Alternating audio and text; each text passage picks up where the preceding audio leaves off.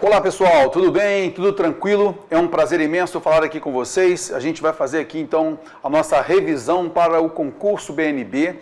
A gente vai focar na banca CESP, né? Então a gente vai verificar e fazer um resumo do que pode ser cobrado na sua prova amanhã, beleza? Eu sou o professor Décio Terror, aqui do Estratégia Concursos, e você venha comigo aqui na tela, vamos lá. Bom, meus amigos, siga a gente aí no Instagram, nosso Instagram aí é @DécioTerror. Nós estamos também no Facebook, o nosso canal no YouTube, Décio Terror, e também no Twitter, Prof. Décio Terror, tá legal? Beleza! Bom, pessoal, a primeira coisa que a gente vai falar aqui, né, é a respeito do valor do C, porque a gente sabe que a banca adora cobrar o valor do C, beleza? E nesse caso, Terror, o valor do C, como isso aí é cobrado? Bom, a gente sabe que existe a conjunção C, se você estudar bastante, passará na prova, aí você pode trocar, né, com a devida alteração do verbo pela conjunção caso você estude, passará no concurso, né? Mas o que a gente mais percebe que a banca vem cobrando é o valor do C como pronome. E aí a gente então tem que tomar alguns cuidados, porque isso reflete tanto no conhecimento de especificamente, né, do pronome e também da concordância, tá? Da concordância verbal. Tranquilo? Então venha comigo na tela, vamos lá. Bom, meus amigos, a primeira coisa que a gente vai notar aí é o seguinte: a palavra ser como índice de indeterminação do sujeito. Bom, para que então nós tenhamos uma indeterminação do sujeito, a gente tem que perceber a flexão verbal. Então, a indeterminação do sujeito é o que, moçada? Então, vamos cá, Terror. A gente vai falar de pronomes, mas na realidade a gente também está trabalhando a concordância, né? Um sujeito, ele pode ser determinado, isto é, a gente consegue identificar de quem o verbo fala, né? E ele também pode ser indeterminado, isto é, ele existe, mas eu não consigo identificar, eu não sei de quem que o verbo está falando, beleza? E também há uma terceira forma, um terceiro tipo de sujeito, que é o sujeito inexistente, ou oração sem sujeito, tá legal? Beleza, então dentro dos sujeitos determinados, né? Dentro dessa determinação do sujeito, a gente tem lá 4 tipos que a gente vê, daqui a pouquinho a gente vai falar um pouquinho de concordância, a gente vai falar desses tipos aí. E a indeterminação do sujeito, a gente vai perceber pela flexão verbal e pelo contexto, sempre. Então a primeira forma que a gente entende, observa que o sujeito está indeterminado, é que o verbo está na terceira pessoa do plural, e a gente vai perceber pelo contexto, e a gente não consegue identificar de quem o verbo está falando. Um exemplo simples aqui, né? Então nós estamos aqui fazendo a aula e tal, e rapaz, quebraram a vidraça. Vem cá, quem quebrou a vidraça, Terror? O meu contexto aqui não me permite identificar quem quebrou a vidraça. Concorda comigo? Então, mesmo observando o contexto, eu não consigo identificar. E você percebeu que o verbo fica na terceira pessoa do plural. Então, há aí uma indeterminação desse sujeito. Beleza? Tranquilo. A gente também vai perceber a indeterminação do sujeito com o verbo na terceira pessoa do singular. Mas para que haja essa terceira pessoa do singular com o sujeito indeterminado, é necessário haver, então, o pronome se, que é o índice de indeterminação do sujeito. Mas ele acontece com quais verbos? Veja comigo na tela, vamos lá. Então, ele acontece com verbos de ligação, tá, ó, verbo intransitivo e transitivo indireto. Então, nós temos aí o verbo que tem que ficar na terceira pessoa do singular. Ah, Terror, beleza, então. Nesse caso, o verbo de ligação, né? Então, nesse caso, olha só, moçada, a gente tem aí um exemplo. S feliz estudando. Ô, Terror, vem cá, quem é feliz? Eu não sei quem é feliz. Simplesmente, S feliz estudando. É essa a ideia, beleza? Então, nesse caso, eu tenho o verbo de ligação. Feliz é um predicativo de um sujeito que a gente não consegue identificar, que a gente não sabe quem é. Porque houve uma generalização, tá, dessa característica. Então, você está estudando, o outro está estudando, então quem está estudando está feliz, tá? Então houve uma indefinição, uma generalização. Quem se enquadra nessa situação está feliz, é feliz. Então nós temos aí o verbo de ligação, seguido aí do índice de determinação do sujeito, tá legal? Beleza. a gente também pode ter um verbo intransitivo. Vive-se bem aqui. Então, olha só, o verbo vive, ele é um verbo intransitivo. O se é um índice que determina o sujeito. Bem é um advérbio de modo e aqui é um advérbio de lugar, né?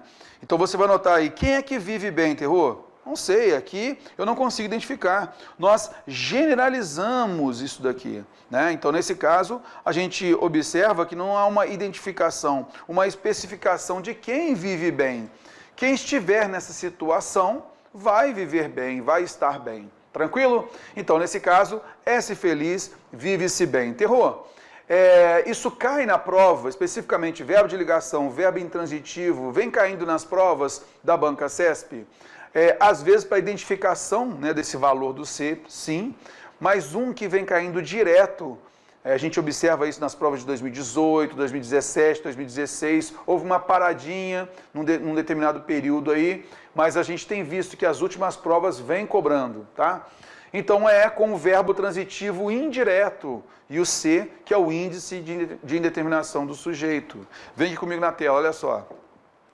Então, nesse caso, um verbo transitivo indireto com o C, que é a indeterminação do sujeito. Exemplo aqui, eu já coloco o verbo tratar, mas a gente tem visto também o verbo assistir, tá? Assistir, assiste-se a filmes, tá? O verbo precisar, que a gente tem visto também, precisa-se de profissionais qualificados. Beleza? Então, a gente vai observar aí que o verbo tratar, né, ele é um verbo transitivo indireto. Trata-se de problemas políticos.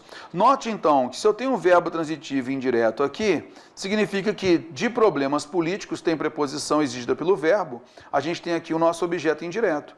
Então, olha só, muitas vezes em prova se fala o seguinte: tendo em vista que a palavra problemas, na linha 17, se encontra no plural, o verbo trata, na mesma linha, deve também se flexionar no plural. Eu posso falar então, moçada, tratam-se de problemas políticos? Não. Por quê? Porque nós vimos que esse se, ele é um índice de indeterminação do sujeito. Como esse verbo é transitivo e indireto, ele deve ficar na terceira pessoa do singular. Pronto. Então não posso colocar tratam-se de problemas políticos, mas trata-se de problemas políticos, precisa-se de profissionais qualificados, assiste-se a filmes, está vendo só? Então eu tenho o verbo transitivo indireto com o nosso índice de indeterminação do sujeito, seguido então do nosso objeto indireto. O objeto indireto, ele não participa da concordância, beleza? Por isso o verbo fica na terceira pessoa do singular. Tranquilo? Show de bola. Ah, Terror, beleza, mas não tem um troço aí, né? A gente não tem lá um C, que o pessoal fala que o verbo tem que ficar no plural. Beleza, primeiro a gente veio verificar aqui, né, que a gente tem verbo de ligação, verbo transitivo indireto, verbo intransitivo. Fechado? Tranquilo. Verbo na terceira pessoa do singular. Agora, a gente vai observar o C, pronome apassivador. Então, veja que para a gente ter esse verbo, né, como ter um verbo com pronome apassivador, a gente então precisa de um verbo com transitividade direta, coisa que não acontece aqui com o índice de indeterminação do sujeito, tá? Então, nesse caso, a gente teria, por exemplo, alugam-se casas, vendem-se roupas. Veja então que o verbo é transitivo direto, tá legal? Então vem aqui comigo na tela, vamos lá, para a gente não confundir. Então, Terror, com pronome passivador é VTD ou VTDI, não é? Sim. Então, olha só, o que sobrou, né? A gente viu na indeterminação do sujeito, verbo de ligação, verbo intransitivo, verbo transitivo indireto. O que sobrou é aquele que tem transitividade direta, né? Então, a gente pode ter aqui, ó, o verbo transitivo direto mais o C, que é o pronome passivador, mais o sujeito paciente. Tá legal? Mais o sujeito paciente. Em estruturas como, a gente falou aí, né, ó, vendem-se roupas. Vendem-se roupas. Alugam-se casas. Então, Terror, por que o verbo se encontra no plural? é o seguinte, já que esse verbo é transitivo direto, quem vende, vende algo, quem aluga, aluga algo, né?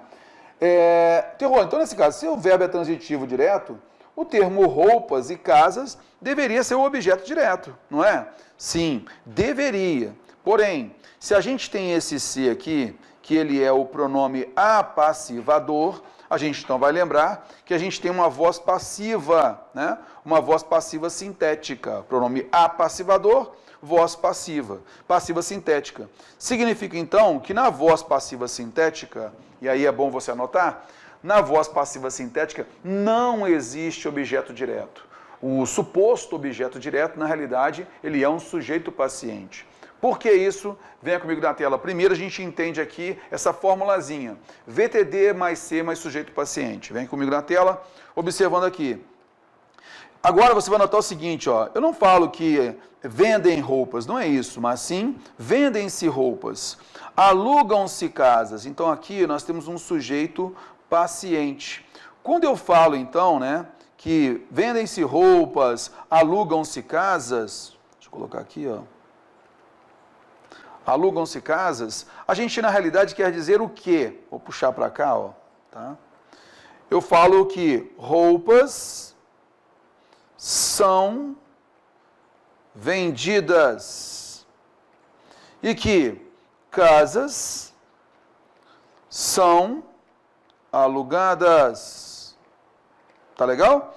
Então, nesse caso, a gente vai ter aqui, ó, continua tendo o sujeito paciente, beleza? E são alugadas, são vendidas, é uma locução, locuções, né? Locuções verbais da voz passiva. Roupas são vendidas por alguém que eu não sei quem é. Casas são alugadas por alguém que eu não sei quem é. Tá vendo? Então, o agente da passiva é que está indeterminado aqui. Tá legal? Então, nesse caso, a gente tem uma locução verbal da voz passiva, uma voz passiva analítica, né, é o que a gente chama. Então, sempre que você tiver um pronome apassivador ou suspeitar de ser um pronome apassivador, você vai sempre procurar trazer da voz passiva sintética para a voz passiva analítica, beleza? Aí você vai ter sempre segurança. Vendem-se roupas, roupas são vendidas. Alugam-se casas, casas são alugadas. Tranquilinho? Show de bola? Belezinha. Então, a gente vê então que o verbo concorda com o sujeito paciente. Ok, Terror, mas você falou do verbo transitivo direto, mas e o verbo transitivo direto e indireto? Olha, se eu tenho transitividade direta, então eu sei que eu posso ter uma voz passiva, sempre, tá? Seja com verbo transitivo direto ou com verbo transitivo direto e indireto. Então eu coloco aqui o seguinte, enviou-se aos candidatos o documento. Enviou-se aos candidatos o documento. Então você vai ver que quem envia alguma coisa a alguém. Então foi enviado a quem? Aos candidatos. Está vendo só? Então veja que aos candidatos é o nosso objeto indireto. Nós temos um verbo transitivo direto e indireto. Então essa preposição aqui é porque o verbo exigiu, né? Beleza. Ô, Terroma, vem cá, não poderia ser enviaram-se aos candidatos, não? Não. O termo preposicionado é que está no plural. O verbo fica no singular. Por quê? Porque na sequência nós teremos um sujeito paciente. Tá bom? Um sujeito paciente aqui, ó. Por isso, o verbo concorda com esse sujeito paciente no singular. O documento foi enviado aos candidatos. Sempre que a gente tiver voz passiva sintética, a gente transpõe para a voz passiva analítica, para a gente ter sempre certeza disso, que o se realmente é um pronome apassivador. O documento foi enviado aos candidatos. Show de bola, tranquilinho? Belezinha, então muito cuidado com isso, e às vezes acontece mesmo de o verbo estar distante do sujeito, né? Então a gente pode ficar na dúvida. Mas Terror, você não falou que o verbo é transitivo direto e indireto? Você falou que aos candidatos é o objeto indireto. E onde está o objeto direto, já que o verbo é transitivo direto e indireto? Bom, como você percebeu que esse se aqui é um pronome apassivador, nós temos uma voz passiva sintética. E a gente já comentou que na voz passiva, então é bom você anotar aí, na voz passiva não existe objeto direto, e sim um sujeito paciente. Não existe objeto direto na voz passiva, tá legal? Na realidade nós temos o quê? Um sujeito paciente, beleza? Ok, show de bola, venha comigo na tela, vamos lá. Bom, então esses dois valores aí, moçada, são os que caem muito em prova, tá? Que é o índice de indeterminação do sujeito e o pronome apassivador. Isso cai em concordância, cai em pronome, tá? A identificação desses pronomes realmente é importante. Ô, Terror, vem cá, você colocou aí o reflexivo e o recíproco. Bom, a gente tem percebido que a banca CESP não tem cobrado muito o pronome reflexivo, pedindo a identificação do pronome reflexivo. Mas às vezes ela cobra isso como? Escondido mesmo no texto, né? Então ela pode de repente pegar lá no fragmento tal, né? As 3 ocorrências do vocábulo ser é de pronome apassivador. E aí você vai verificando ali, de repente um ser daquele ali é um pronome reflexivo, é um pronome recíproco, é um índice que determina o sujeito. Então é bom a gente conhecer esses pronomes também para a gente não cair em pegadinha, tá legal? Beleza, Theo, pronome reflexivo, tá? O que é o pronome reflexivo? É o seguinte, existe a voz ativa, em que o sujeito age, né? Então eu falo que o candidato realizou a prova. Então é um sujeito agente, voz ativa. Existe a voz passiva, né? Em que eu falo que a prova foi realizada pelo aluno. Então o sujeito à prova é um sujeito paciente. Então, havendo um sujeito paciente, eu sei que aí nós temos uma voz passiva. Havendo um sujeito agente, eu sei que a voz é ativa. Beleza? Tranquilo. Ô, Terror, vem cá. E a voz reflexiva? Bom, a voz reflexiva é o seguinte. Eu tenho um sujeito que age, tá? E eu tenho um pronome que vai ter um valor reflexivo. Isto é, ele sofre a ação.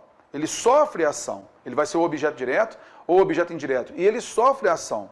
Porém, esse elemento que sofre a ação é o mesmo do sujeito. Mas veja, são palavras diferentes. É isso que a gente tem que sempre observar. Então eu falo o seguinte, que o atleta machucou-se durante a partida. O atleta machucou-se. Ele machucou ele mesmo durante a partida. Então, por uma displicência dele, ele acabou caindo sozinho, né? Então, ele machucou a si mesmo. Então, veja que o atleta, ele agiu contra ele mesmo. Então, qual é o macete desse pronome reflexivo aqui? Para a gente ter certeza que esse ser é pronome reflexivo. Primeira coisa, entender que o sujeito age, tá? E segunda coisa, muito importante, que esse ser eu posso trocar por a si mesmo, a si próprio. Tá legal? Então aí fica mais fácil você observar. O jogador machucou a si mesmo, a si próprio, durante a partida. Então aí a gente tem o pronome reflexivo, lembrando que o sujeito age. Terror, mas eu vou ficar na dúvida se esse ser, ele é um pronome reflexivo ou apassivador. Isso pode acontecer? Sim. O contexto vai te ajudar muito também a diferenciar isso, tá legal? Mas qual é o macete?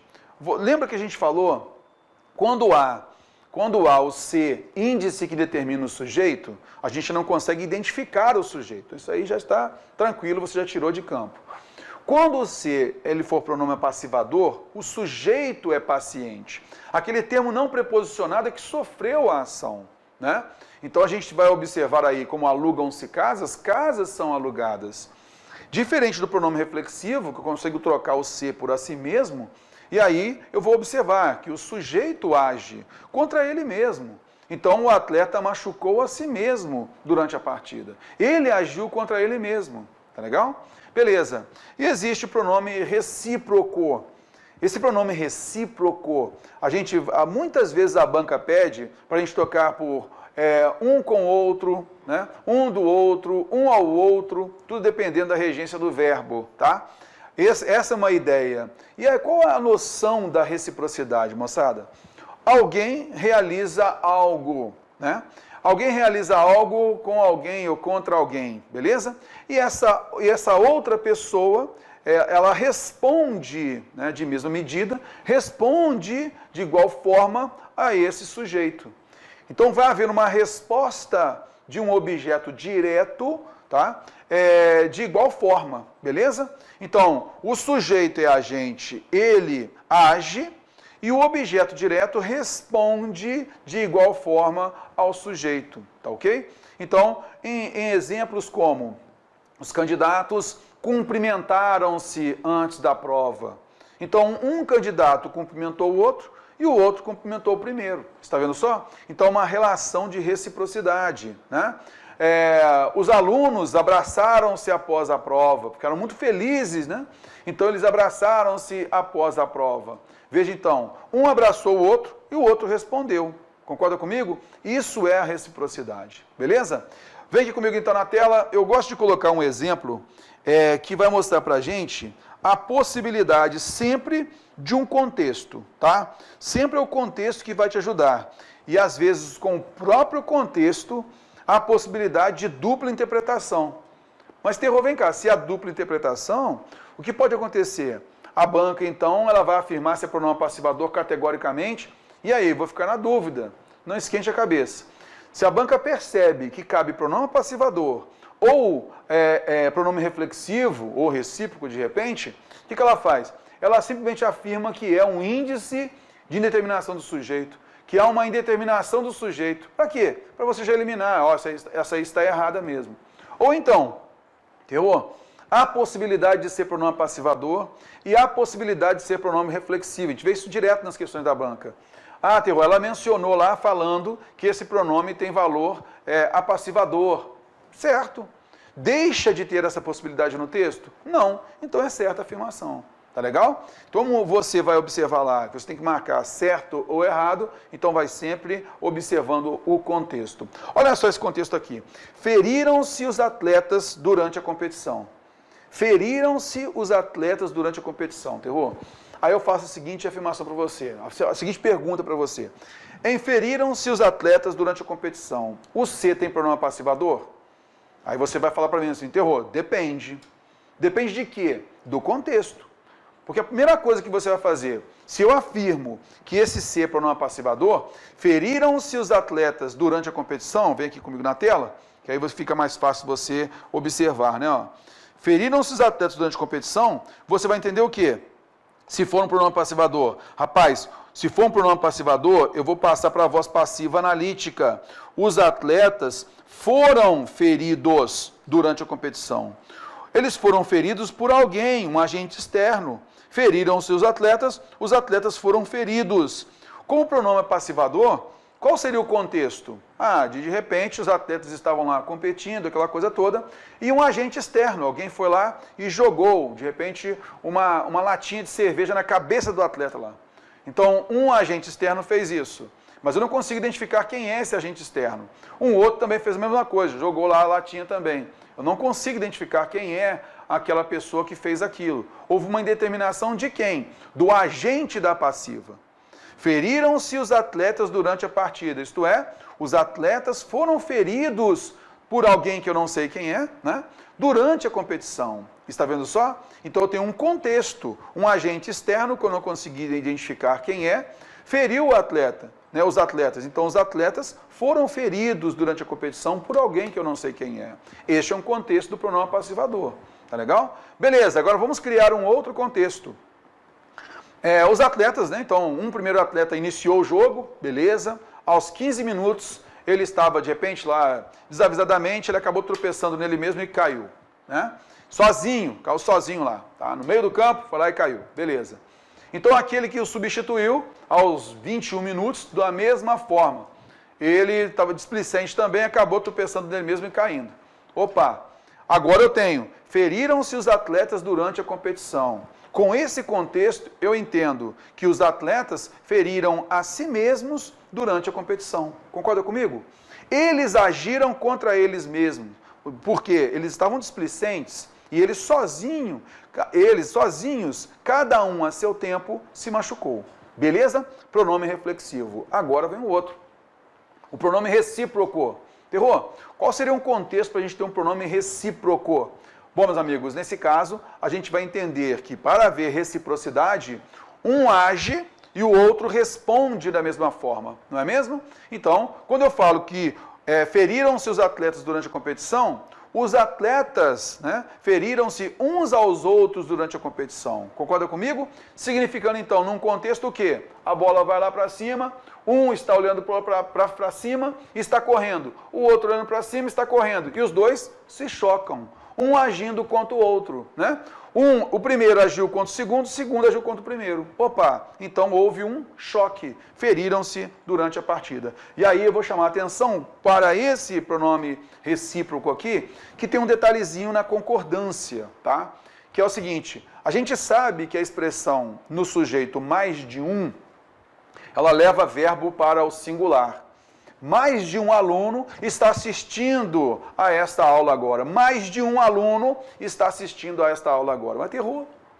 Se você sabe que é mais de um aluno, então o verbo deveria estar no plural. Mais de um aluno estão assistindo a aula, né? Beleza. Mas nesse caso, a gramática prescreve o que para a gente? Que mais de um há essa imprecisão. Por conta disso, o verbo deve se flexionar na terceira pessoa do singular, concordando com quem? Com um. Então, mais de um aluno está assistindo a esta aula. Beleza? Tranquilo. Essa expressão mais de um, que forçou verbo para o singular, ela pode até permitir que o verbo fique no plural. Somente quando há um pronome recíproco. Mais de um aluno abraçaram-se após a prova. Mais de um deputado cumprimentaram-se durante a Assembleia, após a Assembleia. Está vendo? Então, só cabe esse pronome, essa concordância no plural, com o pronome recíproco nessa expressão mais de um. Ficou ligado? Tranquilinho? Então, toma cuidado que, às vezes, isso é cobrado em prova. Tá legal? Tranquilinho então, moçada? Vamos aqui então pegar uma questãozinha, né? Porque isso daqui a gente vê que tem muita dúvida, que o pessoal realmente tem muita dúvida, a gente então bate esse papo com você. Olha só como cai em prova e como caiu. Nos trechos, Florence preparou-se e Florence entregou-se. A partícula C classifica-se como pronome apassivador. Então significa que Florence foi preparada, Florence foi entregada, né? Então vamos lá, vamos observar esse ponto aí, né? Se cabe um pronome, a ideia de pronome apassivador, nesse caso aí o sujeito ser paciente, tá? Então nesse caso aqui, ó, foi entregue, né, moçada? Esse seria o ideal. Naquela época, os hospitais curavam tão pouco e eram tão perigosos por causa da sujeira, do risco de infecção, que os ricos preferiram tratar-se em casa. Hospitalizados eram só os pobres. Florence preparou-se para cuidar deles, praticando com os indigentes que viviam próximos à sua casa. Veja, a Florence, ela agiu, ela preparou alguém, e esse alguém é ela mesma. Preparou a si mesma. Então, esse daqui é um pronome reflexivo. Já sei que essa afirmação está errada, né? E olha a próxima. Sidney Herbert, membro do governo inglês e amigo pessoal, pediu-lhe que chefiasse um grupo de enfermeiras enviadas para o fronte turco. Uma tarefa a que Florence entregou-se de corpo e alma. Ela entregou, né, a si mesma de corpo e alma. Está vendo só? Ela se entregou ao trabalho, a esta tarefa. Então, ela agiu. Significa, então, que nesse caso o se também é um pronome reflexivo. Assim, não cabe pronome passivador, é errada a afirmação. Tá legal? A próxima questão aqui, olha só. Na forma afirma-se, o emprego do pronome se indica que não existe um agente responsável pela ação de afirmar. Questão ótima do MPU. Então vamos lá, vamos observar qual é o valor desse se aí. A necessidade de uma teoria da justiça está relacionada com a disciplina de argumentar racionalmente sobre um assunto. Afirma-se, às vezes, que a justiça não diz respeito à argumentação racional. Afirma-se às vezes, né? Eu pergunto a você o seguinte, vem cá, quem é que afirma que a justiça não diz respeito à argumentação racional? Quem é que afirma? Terror, não consigo identificar quem é que afirma, não. Afirma-se que a justiça não diz respeito à argumentação racional. Beleza, Terror, então nesse caso, esse se aqui é uma determinação do sujeito, né? Seria isso? Na realidade, não. O que você vai perceber aqui, ó? Em afirma-se, quem afirma, afirma algo. Ele é um verbo transitivo direto. Opa! Então, esse se, ele é um pronome apassivador. Afirma-se isso. Então, eu consigo entender que essa oração aqui, ó, ela é uma oração subordinada substantiva, subjetiva, e tem um valor paciente. Eu posso trocar pela palavra isso. Beleza? Então aqui nós escrevemos como aqui, só para a gente entender, ó, afirma-se isso. Beleza? Afirma-se isso e isso é afirmado. Já que eu falei que é um pronome passivador, né? Isso é afirmado. Então eu sei que é isso, que é toda essa oração posterior aqui, ó, é o sujeito paciente. Beleza? É afirmado, é uma locução verbal da voz passiva. Afirma-se isso, VTD, mais C, que é um pronome apassivador, e isso é um sujeito paciente. Beleza? Tranquilinho, show de bola, vamos que vamos. Então, esse verbo concorda com esse sujeito paciente. Beleza, então olha só. Se eu tenho um sujeito, na forma verbal, afirma-se, o emprego do pronome ser indica que não existe um agente responsável pela ação de afirmar. Vem cá, terror, nesse caso, o sujeito é paciente. Onde está o agente aí? Bom, a gente sabe que quando há uma voz passiva sintética, a gente evita colocar o agente da passiva. Mas isso quer dizer que ele não existe? Não. Significa que ele está escondido, simplesmente, que ele está indeterminado. Afirma-se isso por alguém, né? Ó, isso é afirmado por alguém, que eu não sei quem é. Está vendo só? Então, o agente responsável por isso, ele está indeterminado. Ele existe, alguém realmente afirmou, mas eu não posso dizer que não existe um agente responsável pela ação de afirmar. Simplesmente ele está indeterminado, tá ok? Por isso, a afirmação está errada. Porque o agente da passiva, ele está indeterminado. Tá, ó, indeterminado. Ele existe, mas eu não sei quem é. Beleza? O agente é que está indeterminado. Ele existe sim. Então a palavra não aqui que está errada. Tá ok? Beleza, vamos pegar aqui a próxima. Na estrutura destaca-se.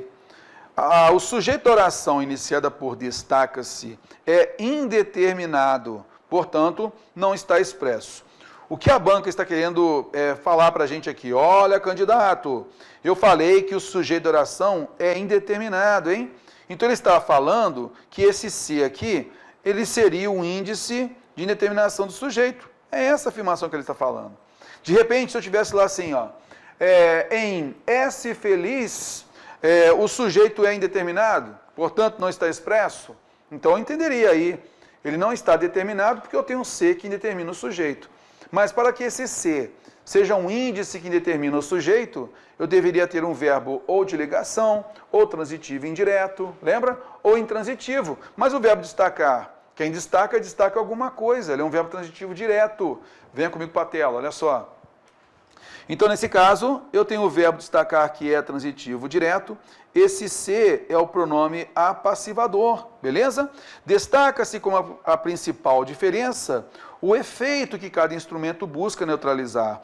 O efeito é destacado, olha só. Então, eu tenho VTD mais pronome passivador, mais sujeito paciente. Destaca-se o efeito é destacado. Está vendo só? Então, não há uma indeterminação do sujeito. O sujeito, ele está determinado e é simples. Acontece que ele é um sujeito paciente. Só isso. Tá legal? Beleza? Vamos pegar aqui agora, vamos trabalhar em cima da transformação de voz passiva analítica para voz passiva sintética, observando a concordância, porque a banca adora isso, tá? Então, olha só. A correção gramatical do texto seria mantida se a expressão foram registrados fosse substituída por registrou-se. Então, note aqui que foram registrados é uma locução verbal da voz passiva, lembra? E ela concorda com acidentes, 16 acidentes. Foram registrados 16 acidentes, isto é, 16 acidentes foram registrados. E ele pede o quê? A correção gramatical do texto seria mantida se a expressão foram registrados fosse substituída por registrou-se, que é singular. Opa, vem cá, mas eu não tenho o verbo transitivo direto aqui. Quem registra, registra algo. Então, esse se é um pronome apassivador. E aí, 16 pacientes é o nosso sujeito paciente. Beleza? Então, se ele é um sujeito paciente, ele força esse verbo a ficar no plural. Registraram-se 16 acidentes. 16 acidentes foram registrados, beleza? Então, registraram-se a forma correta e não registrou-se. Indo à frente, vamos lá. Vamos pegar um pouquinho aqui de colocação pronominal, porque a gente tem visto que a banca também vem cobrando essa colocação pronominal, beleza? Então vamos lá, Terror, o que é a colocação pronominal? Meus amigos, a colocação pronominal, você vai sempre se basear num pronome átono. Pronome pessoal oblíquo átono. Me, te, se, o, a, lhe, nos, vos, beleza? Basicamente esses aí. E aí, a gente sempre vai observar, olha, quando o pronome átono se encontra antes do verbo, nós chamamos de próclise. Quando ele se encontra no meio do verbo, nós chamamos de mesóclise. Quando ele se encontra após o verbo, nós chamamos de ênclise, beleza? Basicamente é isso, ok? Tranquilo, mas olha só, Terror, qual que é a noção, então, aí do emprego dessa colocação pronominal? Vamos lá. Primeiro detalhe, né? A gente sabe que existe numa estrutura da oração sujeito, verbo e complemento. O pronome oblíquo átono, ele vai ficar, né, como complemento. É o normal ele ficar como complemento. Então, qual é a posição natural do complemento? Existe um sujeito, um verbo e um complemento, ficar após o verbo, beleza? Então, nesse caso, se eu tiro esse complemento e coloco um pronome átono no lugar, é natural que o pronome átono fique enclítico, fique depois do verbo. Isso é o normal, né? Mas nem sempre a gente utiliza a posição natural na sintaxe da oração, correto? E nesse caso, o que a gente vai notar, vai observar aqui? Às vezes, até mesmo a tendência moderna, né, de a gente colocar o pronome átono antes do verbo. Isso pode acontecer muitas vezes, porque há uma palavra atrativa, e eu vou te mostrar aqui, outras vezes, simplesmente por eufonia, porque soa bem, né? Então, em vez de eu falar que o marceneiro machucou-se, eu posso também falar que o marceneiro se machucou. Não há problema algum aí quanto a isso, beleza? Mas vamos observar aqui, olha só. Pegando então aqui na colocação pronominal, vamos analisar aí a próclise com essas palavras atrativas. Vamos observando aí. Tomando uma aguinha aqui, vamos observar aí, olha só. Coloco isso daqui, moçada, eu procuro sempre colocar nas nossas revisões, né, essa estrutura da próclise aí, para você se lembrar. Existe palavra atrativa, moçada, logicamente, sempre que essa palavra estiver antes do verbo. Por que a gente fala que existe uma palavra atrativa? A posição normal do pronome átono é ficar após o verbo. Sua posição normal é essa, tá? Beleza, mas se houver uma palavra que atraia, ele vai fugir à sua posição normal. Então essa palavra vai ser chamada de atrativa somente quando ela mudar a posição desse pronome. Tiver força para mudar a posição do pronome, tá legal? Então só conta como palavra atrativa se essa palavra atrativa estiver antes do verbo. Vai atrair o pronome para antes do verbo também. Se estiver depois do verbo, aí não tem relação nenhuma, perde força, não é mais por esse motivo que haverá ênclise. Tá legal? Venha comigo na tela, vamos lá. Então, nesse caso aqui, ó, eu sei que a palavra não é uma palavra negativa e vai atrair o pronome átono, tá legal? Por isso nós falamos, não nos mostraram nada. Então, nós temos aqui o verbo e o pronome se posicionou antes desse verbo. Ontem é um advérbio, que é uma palavra atrativa também. E nesse caso, ele atraiu o pronome átono me. Ontem me disseram isso. Então, aqui, palavras atrativas, a gente colocou para você em cor azul as palavras mesmo que a gente mais tem visto. Não, sempre, quando, talvez, embora, que, porque, outro, alguém, tudo, onde. Então, basicamente, as palavras atrativas, nós temos aí as palavras negativas, nada, ninguém, nenhum, tá? Essas palavras com valor negativo, ela nunca também. Então, são palavras que vão puxar, vão atrair. As que mais a gente vê são essas. Mas também a gente pode ter advérbios, sempre, como a gente colocou aqui, né? A palavra sempre, atualmente, também essas palavras vão atrair. Então, o advérbio, ele atrai. Também a gente pode observar que acontece com conjunções subordinativas. Então, a gente colocou aqui já direto a palavra embora, a palavra que, tá? A palavra quando, porque é o que a gente tem mais visto em ocorrências da prova do CESP e dos concursos de maneira geral. Essas palavras como conjunções, e nesse caso a gente nota aqui como atrativa também. E pronomes, os pronomes indefinidos, por exemplo, pronomes relativos, a gente também nota essa atração. Beleza? Venha comigo na tela, vamos lá. Bom, nesse caso, houve então, né, ó, essas palavras atrativas, elas funcionam como um imã. Então é isso que está funcionando aí, ó. Então eu tenho aqui o verbo, tá vendo aí, ó? Aqui é um verbo, né? Olha só o verbo aqui, e nós temos o imã atraindo, puxando esses pronomes oblíquos átonos. Viu aí? Tranquilão, show de bola. Bom, terror, mas agora tem o seguinte. E se a gente quisesse colocar uma vírgula após essa palavra atrativa aí, ó, colocando assim. Olha só, moçada, se a gente coloca essa vírgula, mudando ou não o sentido, tá? Aqui a ideia não é mudar sentido, tá beleza? Não nos mostraram nada, logicamente muda o sentido. Não, mostraram-nos tudo, né? Muda o sentido. Mas o que eu quero, basicamente, que você observe. Se eu inserir uma vírgula aqui nessa palavra atrativa, eu isolei essa palavra atrativa. Ela perde força. É como se ela não mais existisse. E, naturalmente, o pronome átono se posiciona após o verbo. Beleza? Então, muito cuidado com isso. Então, como a gente falou, se a gente coloca a vírgula, é como se a gente estivesse colocando uma parede aí, ó, isolando esse imã que está aqui, essa palavra atrativa aqui. E, naturalmente, ela expulsa os pronomes átonos, como aconteceu, e eles vão ficar depois do verbo. Tranquilo? Show de bola? Beleza. Então, vamos pegar aqui algumas questõezinhas que são importantes, tá? Olha só.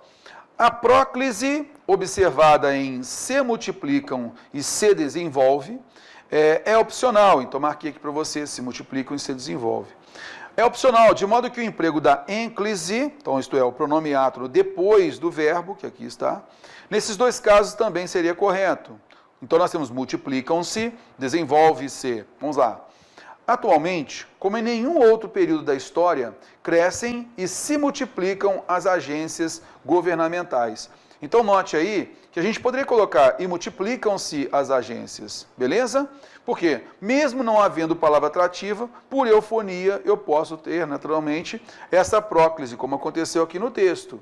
Mas se eu quiser colocar na sua posição natural, porque não há palavra atrativa, eu posso. Nesse caso, tendo multiplicam-se, desenvolve-se, beleza? Tranquilo. E assim a gente tem aí como certa afirmação. Belezinha? Tranquilão? Beleza. Vamos à frente então. Próxima, a correção gramatical do texto seria prejudicada caso se deslocasse a partícula se em se dizia para imediatamente após a forma verbal dizia-se. Então, olha só, aqui de cara, né? Ó, é menos grave do que. Temos o que aqui, cara. O que é palavra atrativa e pronto. Tá legal? Então, do que se dizia? Eu tenho próclise obrigatória aqui. Então, olha só o que foi afirmado. A correção gramatical do texto seria prejudicada caso se deslocasse a partícula se em se dizia para imediatamente após a forma verbal, ficando como dizia-se. O terror, pode colocar dizia-se? Não, não pode. A correção realmente seria prejudicada. Ora, então a afirmação está correta, porque ele realmente falou que seria prejudicada, né? Esse que é palavra atrativa mesmo? Ok, vamos à frente. Olha só a próxima. A correção gramatical do texto seria preservada caso se substituísse nos tornamos por tornamo-nos. Aqui é importante, eu preservo essa questão aqui sempre, para você observar que o nós é um pronome pessoal do caso reto. Então, ele é um pronome pessoal do caso reto. O pronome pessoal do caso reto não é palavra atrativa, tá? Então, aqui, ó, não nos tornamos, aqui houve apenas uma eufonia, só isso. Nós nos tornamos o único país. Mas se eu quiser substituir para tornamo-nos, quando então eu tenho o verbo tornamos e na sequência eu tenho nos ou vos, eu vou então tirar esse S e deixar o nos, beleza? Tornamo-nos, tá? Para você observar. Então, sempre que a palavra terminar com S e na sequência a gente tiver o nos ou vos, a gente vai perceber, então vai tirar esse S e vai ficar o nos e o vos. Beleza? Ok, aqui é o caso, ó. Tornamos e depois o nos. Tornamo-nos, corta o S com tranquilidade. Por isso, a gente tem aí como certa a afirmação. Tá legal? Belezinha, indo à frente então, vamos lá. Crase, moçada, como é que a gente... Então, olha só, antes de qualquer coisa, né? Voltando aqui. Aqui, a gente está apostando do estilo de cobrança da banca a respeito da colocação pronominal para o seu concurso, tá legal? A gente, logicamente, sabe que toda a nossa aula de colocação pronominal, a gente colocou várias outras situações lá de colocação pronominal e é muito importante você fazer uma revisão disso daí. Então, essa colocação pronominal, ela realmente é importante. A gente, logicamente, no PDF e também na videoaula específica para a banca CESP, a gente colocou também várias observações que a banca tem cobrado e tudo mais. Que se aqui eu colocar, a gente não vai conseguir realizar toda a revisão nesse tempo de 1 hora, beleza? Então aqui são as nossas apostas para o seu concurso. Na parte da crase, o que é importante na crase? A gente lembrar, né? A crase é a fusão de As. Então a gente tem um A preposição e ele se encontra com outro A. Esse A é de quê? Esse A então pode ser um artigo que está precedendo o substantivo feminino. Obedeço à lei, como nós colocamos na videoaula e no PDF, que obedece a, e lei admitiu o artigo A, por isso nós temos crase, beleza? Ok. Essa palavra A, preposição, pode se encontrar com outro A. E esse outro A pode ser aquele que inicia, pode ser aquela vogal que inicia o pronome demonstrativo, aquele, aquela, aquilo. Refiro-me àquela casa, refiro-me àquilo, refiro-me àquele livro. Tem crase, porque aí foi o encontro de preposição A mais a vogal A que iniciou esse pronome demonstrativo, tá? A gente também pode ter o pronome demonstrativo A reduzido. Então, o A é a mesma coisa de aquela, né? Então, refiro-me àquela casa da direita, mas não a da esquerda, aquela da esquerda. Também temos crase. Então, o A simbolizando aquela, tá? A gente chama de pronome demonstrativo reduzido. Beleza. E também a gente pode ter o artigo A diante do pronome relativo qual.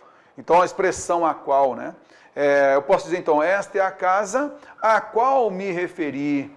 Então, nesse caso aí, a gente tem quem se refere a, e eu já tinha o a qual que retoma a casa, tá? Então, nesse caso, a gente vai ter crase também. Beleza. O que muitas vezes acontece em prova? A banca pergunta se há uma crase facultativa, né? Em expressões como essa, obedeço à lei. Quem obedece a. E lei admitiu o artigo A, não é facultativa. E o que a gente mais tem visto de crase facultativa é diante de pronome possessivo feminino singular. Refiro-me à minha amiga, com ou sem crase. O que a gente mais tem visto é isso. Beleza? Então venha comigo na tela, vamos lá. Vamos observar aqui algumas questõezinhas aí. Olha só, no trecho, diga não às corrupções, né, do dia a dia. Veja que a palavra dia é masculina. E há uma repetição de palavras. Significa, então, que aqui nós temos a preposição a marcando o intervalo. Isso é só preposição, porque se tivesse aqui um artigo, seria ao dia, beleza? Então, aqui está colocado, ó, no trecho, diga não às corrupções do dia a dia, seria correto o emprego do sinal indicativo de crase no vocábulo a em dia a dia. Poderia, moçada? Não, não cabe aí colocarmos a crase. Olha só a próxima. A correção gramatical do texto seria mantida se fosse inserido o acento indicativo de crase no vocábulo a, no trecho, destinada a. Veja, destinada rege preposição a. Só que na sequência não tem um substantivo feminino, né, que vai ser precedido de artigo a. Não, eu tenho verbo. Verbo não é precedido de artigo a. Então aqui eu só tenho preposição a. Vem cá, a correção gramatical do texto seria mantida se fosse inserido o acento indicativo de crase nesse vocábulo a? Logicamente não seria mantida. Aqui, moçada, eu quero fazer uma observação muito importante, porque eu tenho visto muito aluno caindo em pegadinha da banca, tá? Às vezes o que a banca faz? Como uma questão, a afirmação, ela é muito tranquila, todo mundo entende e todo mundo vai marcar essa daqui, por exemplo, é errada. Diante de verbo não cabe artigo a. Então, na expressão a partir, eu posso colocar crase? Nunca vou poder colocar crase em a partir. Por que isso? Porque partir é verbo. Não cabe artigo a antes de partir. Concorda comigo? Beleza. Mas, às vezes, a banca faz o quê? Ela costuma, naquelas afirmações bem simples, que ela sabe que o candidato conhece aquilo ali e ele vai acertar, ela começa a pegar o candidato por meio de quê? Da desatenção, na pressa. Ele quer ter agilidade, ele acaba tendo muita pressa e não presta atenção. Então, muito cuidado no julgamento da afirmativa. Muitas vezes a gente tem lá, a partir, né? A partir, lá sem crase, certinho, lá tá só preposição com partir. Aí ele fala o seguinte, a inserção do acento indicativo de crase no a, em a partir, na linha 19, prejudicaria a correção gramatical, né? Nesse caso, moçada, a pessoa, muitas vezes, ela tem aquela coisa da memória fotográfica e ela bate o olho naquele centro da palavra-chave, a inserção do acento indicativo de crase. O cara já vai falar assim, cara, não pode.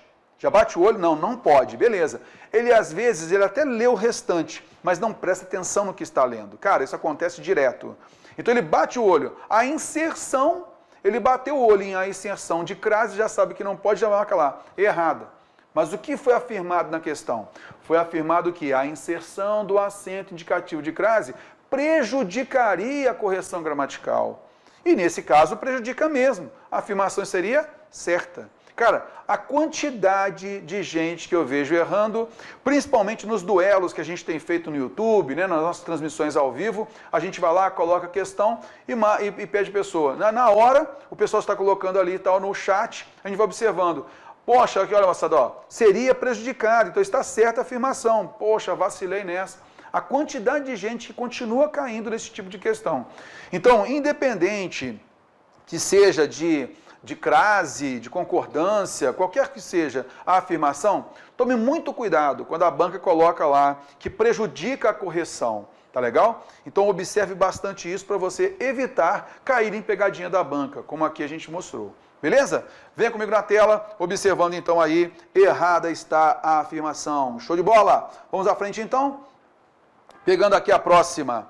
Eu gosto de deixar essa questão aqui da ABIN, porque ela trabalha dois elementos-chave, tá? Por quê? Paralelismo sintático. Ah, Terror, vem cá. No edital, pode ficar... Terror, passa essa questão aqui, porque no edital não está previsto o paralelismo sintático. Manda ver, manda bala aí para outra coisa. Ou então, Terror, como aconteceu depois da prova da ABIN, o pessoal mandando e-mail, no chat também o pessoal mandando, no WhatsApp também. Terror, tem como a gente entrar com recurso contra a banca, porque ela cobrou paralelismo sintático e não estava previsto no edital paralelismo sintático? Não, não tem jeito. Por quê? O paralelismo sintático, moçada, ele entra na parte de estilo de linguagem, tá? E ele está determinado no conteúdo programático na reescrita. Então, quando a gente reescreve um trecho, a gente tem que observar também o paralelismo. E aí vai sempre aquela noção, a gente tem que tomar cuidado para poder observar o que vem a ser o paralelo. O paralelismo ele vai ocorrer sempre que houver uma enumeração, quando houver um elemento composto, tá? E aí você vai observar, peraí, o mesmo tipo de tratamento que se dá a um núcleo, eu devo dar a outro. Quer ver só? Um tipo de paralelismo que a gente tem observado, que muita gente tem vacilado, inclusive em redações discursivas e tal, às vezes ele quer enumerar algumas situações. Olha, não pode, 2 pontos, vamos botar, não pode as seguintes ideias, 2 pontos. Não podem as seguintes ideias, 2 pontos. Aí ele coloca a primeira. Estudar pouco. Estudar pouco. Ele começou com um verbo no infinitivo, tá? Que é a letra A. Estudar pouco é um verbo no infinitivo. Depois, fracasso. Pô, vem cá. Ele começou com o infinitivo, depois ele colocou fracasso, substantivo. Bom, nesse caso, você vai verificar que não há um paralelismo aqui. Então, sempre que você tiver elementos enumerados, você vai observar essa relação de paralelismo. E aqui a banca cobra tanto a relação de crase com o paralelismo, tá legal? Venha comigo na tela, olha só, vamos observar isso daqui. Então nós temos aqui o seguinte, ó, o paralelismo sintático do último parágrafo do texto, que é aqui que nós colocamos, seria prejudicado se fosse inserido um sinal indicativo de crase em a cassação. Beleza? Ok. Então vamos observar aqui em a cassação. Pedimos acento indicativo de crase, né? Olha lá. Se praticada por autoridade superior, a espionagem pode configurar, além de infração penal, crime de responsabilidade, que, a despeito do nome, não tem natureza de crime em sentido técnico, mas sim de infração política. Infração política sujeita a hétero, sujeita a quê? Sujeita a cassação de mandato e suspensão de direitos políticos. A hétero, sujeita a cassação de mandato e suspensão de direitos políticos. Primeira coisa que eu vou perguntar a você aqui, ó. A palavra cassação e a palavra suspensão. Essas duas palavras estão sendo tomadas de valor específico, determinado, ou de um valor generalizante? Olha, sujeita a cassação e suspensão. Há uma determinação da palavra cassação e suspensão? Não. Por quê? Não há artigo A aí. Veja que nós temos então um sujeita, que é um adjetivo, exigindo preposição a. E na sequência, eu tenho um complemento nominal composto, acompanhem comigo aqui, ó. Cassação de mandato e suspensão de direitos políticos. Então eu tenho aqui o seguinte, olha, sujeita é um adjetivo, sujeita a quê? E aí eu vou ter cassação, olha, cassação e suspensão. Então note que a gente vai ter aqui, ó, um complemento nominal composto. Eu tenho dois núcleos aí, beleza? Sujeita a, e na sequência eu tenho cassação e depois suspensão. Vejamos aqui o seguinte, o primeiro núcleo, ele tem determinação? Ele tem artigo A? Não, terror, não tem artigo A. Então o segundo, por paralelismo sintático, o segundo também não vai ter. Beleza? Tranquilo, ok. Mas terror, vem cá. E se eu quisesse colocar no paralelismo sintático, eu quisesse colocar então a crase, como é que ficaria? Opa, nesse caso, ficaria como? Sujeita a. E aí eu tenho cassação. Opa. Cassação e suspensão, né? Então, eu vou ter aqui, ó, o artigo A aqui, o artigo A aqui, beleza? Então, A mais A, concorda comigo? Então, ficaria sujeita à cassação, sujeita à suspensão. Então, para haver um paralelismo, eu precisaria aqui, se eu coloquei artigo no primeiro, tem que colocar artigo no segundo, para manter o paralelo. Concorda comigo? Aí eu teria sujeita à cassação, sujeita à suspensão. Então, olha só. A infração política sujeita à cassação e à suspensão de direitos políticos. Concorda comigo? Mas a questão pediu o quê? O paralelismo sintático do último parágrafo do texto seria prejudicado se fosse inserido o sinal indicativo de crase em a cassação.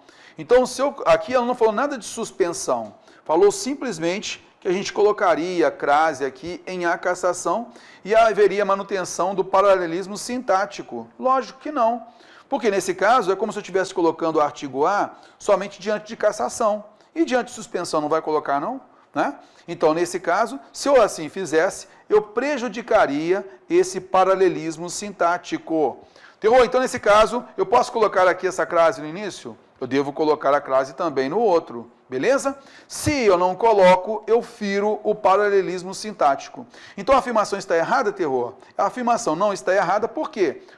Porque ela falou que ela prejudica o paralelismo sintático. A inserção do acento indicativo de crase prejudica o paralelismo sintático. Por isso, é certa a afirmação. Belezinha, moçada? Olha só, a gente tem aí 1 minuto para poder finalizar a nossa aula e, logicamente, num tempo de 1 hora para a gente fazer revisão e tal, eu não quero, logicamente, correr, mas cada ponto que a gente bate, a gente ficar com muita segurança de que você realmente tenha entendido, tá?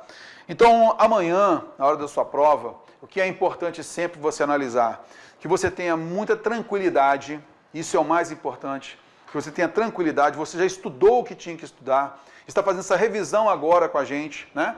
Então, após o último professor que deu a revisão ali, então dê uma relaxada, tá? E amanhã vá para a prova com tranquilidade. Então, procure chegar antes, bem cedo, né? Abrindo os portões, você vai ser lá um dos primeiros a entrar logo para a sala.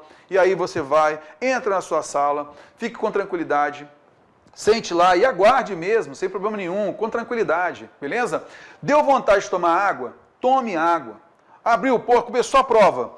De repente deu vontade de você ir ao banheiro. Vá ao banheiro. Deu vontade de tomar água? Vá tomar água. Por que eu falo isso, moçada? Porque isso ativa muito também o nosso psicológico. Então, se você de repente está com vontade, isso aconteceu muitas vezes comigo, tá? Então, às vezes quando eu fico tenso, a primeira coisa que dá vontade é de ir ao banheiro. Então, se você está tenso, na hora da prova, aquela coisa toda, vai que está doido para ir ao banheiro? Vá, sabe por quê? Porque a primeira coisa que a gente faz quando a gente está tenso e que a gente quer ir ao banheiro, a gente desconta na questão. Como é que a gente desconta na questão? E muita gente perde ponto por conta disso. Ele não lê direito. Simplesmente o candidato não consegue ler direito a questão. E ele começa a se cobrar que ele não está conseguindo marcar ali qual seria a resposta correta. Isso tudo porque ativo psicológico, ele não tem tranquilidade de ler a questão e resolver. Por isso que a gente sempre fala, a tranquilidade faz a aprovação, faz o aprovado. E um outro detalhe sempre, sabe a resposta? Marque. Não sabe? Pula a questão e vá para demais questões. Não fique agarrado numa questão somente. Tá legal? O tempo dá, a banca sempre faz testes a respeito desses tempos, então o tempo dá sim, pode ter certeza, desde que você tenha celeridade, mas não tenha pressa. Eu sempre falo, olha, a questão da celeridade, você vai ter que fazer distinção entre celeridade, querer fazer com rapidez, e ter pressa, aquela pressa de resolver logo a questão e pronto. Cuidado. Às vezes, por uma questão de psicológico mesmo, você está muito abalado com aquela coisa e tal, e quer fazer rapidamente. Cuidado, porque é aí que você cai em pegadinha de prova. E é aí que você começa a ser descontado, né? Nas suas questões que você tinha acertado, você acaba perdendo muito. Beleza? Meus amigos, acredito que com isso aqui a gente tenha passado a você alguns conhecimentos importantes na sua revisão, porque estudar você estudou bastante. E a gente quer que realmente você tenha muito sucesso e que dê a entrevista pra gente aí no canal do Estratégia Concursos, no site do Estratégia Concursos, tá legal? Um grande abraço para vocês, muito sucesso e tenha muita tranquilidade. Vou orar daqui para que você faça uma excelente prova, pode ter certeza disso. E você, antes da hora da prova, chega lá, faça sua oração também para você ter tranquilidade. Tenho certeza que você vai mandar muito bem. Valeu? Um grande abraço para você, tudo de bom, valeu!